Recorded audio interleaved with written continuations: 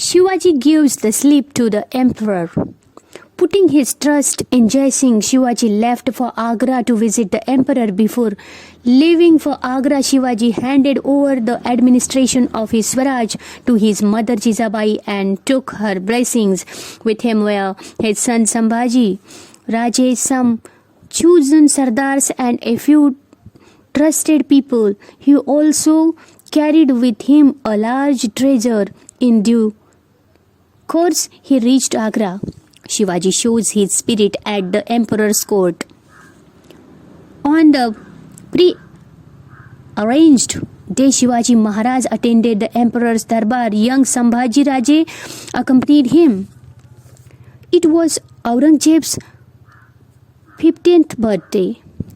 After finishing court in Diwan-e-Khas, the emperor entered the hall where matters of state were discussed.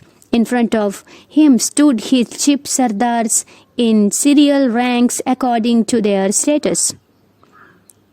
Jaswant Singh Rathod, whom the Marathas had put the fight on many occasions, was in the rank ahead of Shivaji. The emperor put Shivaji in one of the back rows. Shivaji became angry. After all, he was the king of the sovereign state of Maharashtra, and his status demanded that he should be in the front rank. This was a deliberate insult which he would not suffer laying down. Angry and insulted, he turned his back on the royal presence and made for his residence.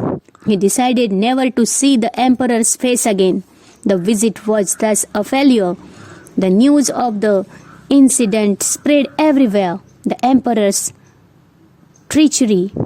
Aurangzeb ordered guards to be posted around Shivaji's residence. Shivaji Maharaj and Shivaji Raje thus became, for all practical purposes, the emperor's prisoners. Shivaji understood the emperor's treachery. He realized that the emperor would never let him return to Maharashtra. Days and weeks passed. Then one day Shivaji Maharaj petitioned to the emperor for permission to return to Maharashtra. He tried again and again, but every time his request was turned down. Then Shivaji Maharaj made up his mind to escape from the emperor's clutches. Come what may.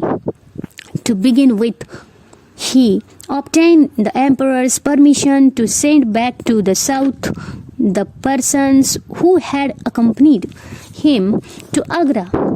The emperor was happy. He thought that Shivaji Maharaj would now be completely isolated. The only persons left with him now were Shivaji Raje and the two servants Hiroji Farzand and Madari Mehtar. Soon after, Shivaji Maharaj pretended to be ill. He complained of severe pain in the stomach. Doctors were called. They started treating the patient. Shivaji started sending out huge baskets of sweets of sadhus and Maulavis for his quick recovery. Escape from Agra.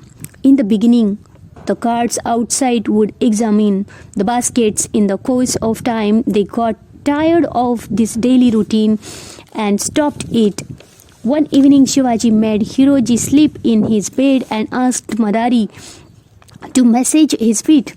Then Shivaji Maharaj and Shivaji Raje hid themselves in two of the many baskets that were going out. The baskets were supposed to contain sweets and allowed to pass unchecked.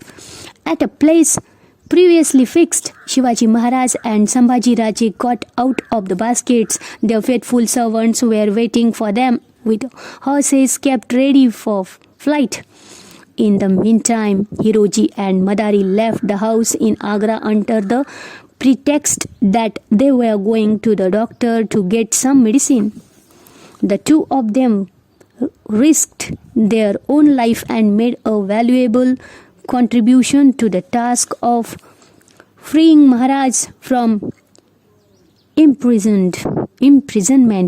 The emperor came to know of Shivaji's escape the next day, he was wild with rage. His Sardars were frightened, and Emperor sent spies all over the country to trace Shivaji. All the search, however, was in vain. Once escaped, the Maratha line was never again caught in the Emperor's net. In disguise, Shivaji Maharaj started towards Maharashtra.